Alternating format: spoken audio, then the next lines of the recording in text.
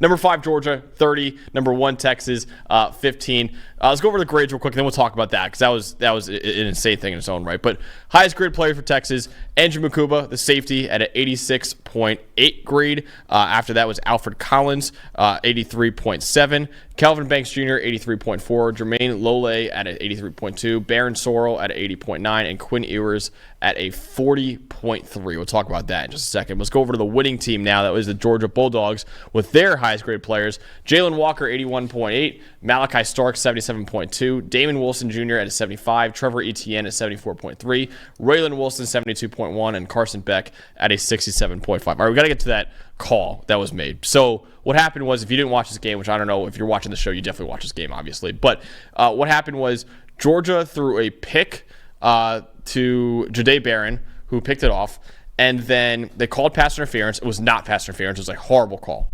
And it was such a bad call that Texas fans started throwing garbage onto the field. This threw so much garbage onto the field that Steve Sarkisian had to go over to the student section and say, please stop. Like, stop doing this. We're going to get a penalty or whatever. And like a few minutes went by. They already announced the penalty. It was already, still pass interference. Georgia was going to get a first down.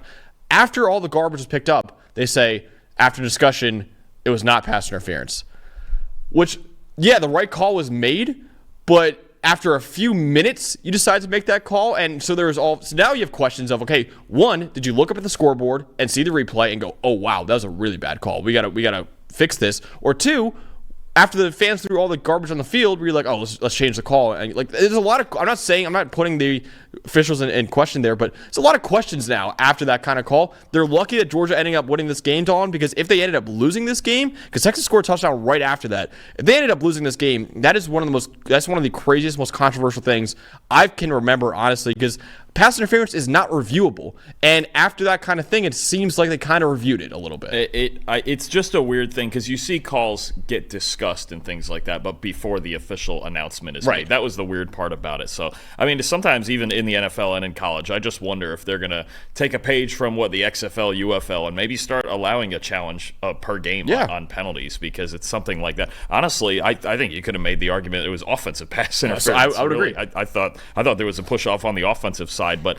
no, it's certainly something that could have turned the game around, but for several other reasons ended up not, and Georgia still cruised to a win. Absolutely. So what is your stat that told the story in this Georgia victory? So for as much as that was a big story for a moment, and the second half and Texas trying to get the comeback bid going, it was really about what happened in the first half. Right. Okay, and we went into halftime 23-0 Georgia, and Texas in the first half had 62 total yards. They were 1 for 8 on third down. They had one explosive play, which was actually an Arch Manning 21-yard scramble when he came in for a couple of drives, and 3 turnovers. This was about Georgia coming in with a perfect game plan. Don't allow any explosive plays to Texas. Really don't let them get going in the run game on first down. It just fell apart on Texas in this game.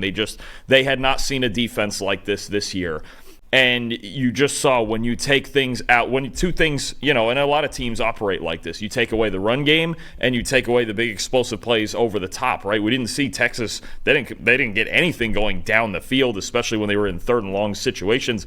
This was just about Texas never getting the engine running. And if you turn the ball over, especially with Georgia. And Georgia, I'll be honest with you, I thought their offense was good in this game. I don't think they were spectacular. And Texas did not take advantage either of 2 Carson Beck early interceptions. So they had to take advantage of the opportunities they were given. They didn't. They were shut out in the first half. Georgia's defense controlled the entire game all the way through.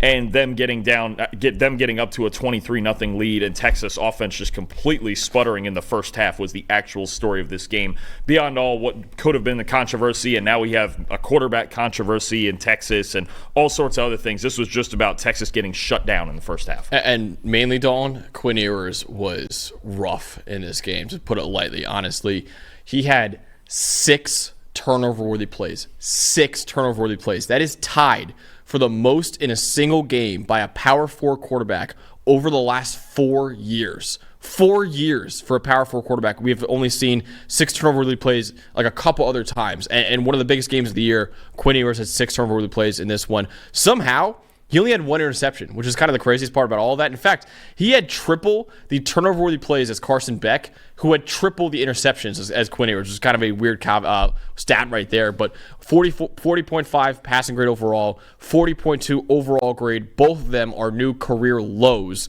for Quinn Ewers. 3 sacks were charted as his fault as well. When I was watching the tape back, he was refusing to step up in the pocket, honestly. He looked so uncomfortable back there. I think, Dalton, this is the worst we've ever seen Quinn Ewers, ever. And I think the cries for Arch Manning are starting to be deafening. Before, there was enough that you noticed them. Now they're deafening. And even Steve Sarkisian, before halftime, benched Ewers, put in Arch Manning, and then coming out of halftime, Ewers was back in the game. I can't remember the last time I saw a quarterback get benched and then could put back in the game that quickly. But it's a weird situation right now. And I think now there is a quarterback controversy. I think Arch Manning certainly has a very, very real case to be the starting quarterback of this team. Yeah, and they need to figure this out quick because you're talking about you got to play Vanderbilt next week. Right. And we've already seen what they can do, and if you can't score, you have a problem. We've seen this from a couple other teams in the SEC already, like Ole Miss, right? If you can't score, you have a problem. Even Tennessee, who did win yesterday, and we'll get to that, if you're having a hard time scoring, all these games are going to be close to the vest. And Ewers, I think the one warning sign that we had is he didn't look particularly great against Oklahoma either. No, so I don't know. I don't know if it's a lingering injury thing or if he's just really battling it right now. But you just can't have 6 turnover-worthy plays in your biggest game of the year. And now you've got more games coming. Every loss, it's less and less breathing room, right? And now the SEC is completely wide open. I mean, the 2 teams in first place are LSU and Texas A&M. Right. It's not Texas and Georgia and Bama and all the teams we usually see. This is a wide open SEC race, and if they don't have this quarterback situation figured out, I mean, honestly, they could lose next week to Vanderbilt. That's very real. We've seen that already. So I think, I want your answer on this too. I think I would start Quinn Ewers against Vanderbilt because, to his credit, Oklahoma's got a great defense. Georgia's got a really good defense. Vanderbilt, great team, and I think it's mainly an offensive team. So see what he does against Vanderbilt. If the first half he's still really bad, then you put in Arch Manning after that. But I think he still at least deserves like one more half at least and see where it goes from there. I wouldn't bench him just yet, but it's starting to get to the point now where like, okay, Arch Manning, who we've seen be really good before, and even when he was inserted into the game, he provided a spark for that offense. It seemed like. I think we're getting to the point now where there's starting to be a quarterback controversy. Yeah, we will see. This week coming is now going to get really. Would you bench him or no? It's hard not to after last night, and honestly, he didn't look great against Oklahoma. And I just think Arch at least adds that extra dimension with his feet, right? I mean, we know it. A lot of it comes down to also to me they do have to figure out that they got to get the run game going again. They didn't have the run game going this game. So much of this offense is starting with the run, getting to the play action, getting with a lot of RPO. And I think last night, you mentioned this to me. This game last night was the first time that we really saw them missing C.J. Baxter, right? And he had such a big expectation. And Trey Wisner has been really good, and they've had some other young kids be really good. But Baxter was supposed to be the difference maker in the run game like Jonathan Brooks was last year. And I think this was the first time we really didn't see that because you need all your horses to beat this Georgia defense. Absolutely. So, Dawn, let's go over to the other side, though. What was the most impressive part about this Georgia victory? We talk about Georgia's defense dominating this game, and I thought it was the second notable game along with the Kentucky game where Jalen Walker was just fantastic. Yeah. He was their best player. 8 total tackles, 7 pressures, 3 sacks, 6 defensive stops, an 81.8 overall grade. His ability to move back and forth between the edge and linebacker and fly all around, or even when Manning or even Quinn was trying to take off and run here and there, he can spy, he can rush the passer, he can run sideline to sideline in the run game. Jalen Walker, I think he's really established himself as the tone setter of this defense, and that's what he was, because you saw once he got rolling, then the rest of the pass rushers got going. The spy, he's just so darn athletic, and he can do so many things for their defense. He's one of the most movable pieces of any defensive player in college football, and he's a problem because you can never find him play to play in the same spot. Absolutely. He's a guy that right now is a second-round prospect on PFF's big board, and the way he's playing, he's moving up and up that board. Honestly, the way he's playing has been outstanding. And really, that goes into my most impressive part, as Georgia's pass defense. So Georgia in this game allowed negative .337 EPA per pass. That's the first time all year that Texas has been negative in EPA per pass, and it's the worst for Texas since the 2022 season. They haven't had a game that bad in 2 years, honestly. And Again, another really impressive part, Dalton, the pass rush, like you mentioned, 26 pressures, 6 sacks on what was the best pass protecting O-line in the country entering the week, 36.7% pressure rate. You mentioned Jalen Walker. He had 5 pressures and 2 sacks on only 14 pass rushing snaps.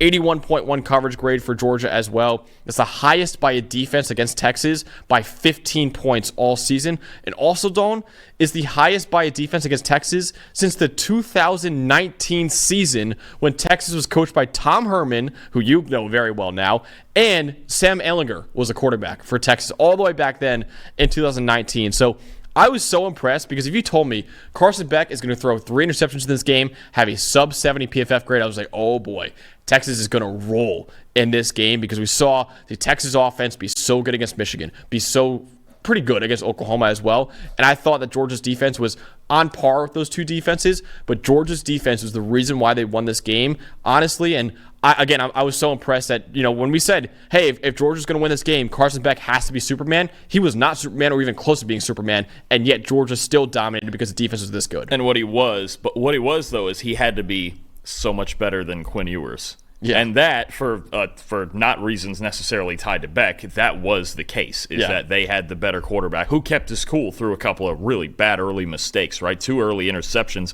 Georgia could have lost this game 10 minutes into it with the 2 interceptions that Beck threw. It looked like the Alabama game a little bit to start. Yeah. But you know what? Carson Beck, the one thing you have to give him all the time, he hasn't been playing his best football in some of these big games, but he keeps his cool. He keeps punching, right? And he just keeps doing what's needed to win. We saw it in the Clemson game when that was low scoring early. We saw it in the second half against Bama. Carson Beck, it's not pretty sometimes, and they don't have the most loaded group of weapons. But Carson Beck and his composure is a huge reason Georgia continues to win ball games and a reason that they'll be standing pretty close near the end of the season.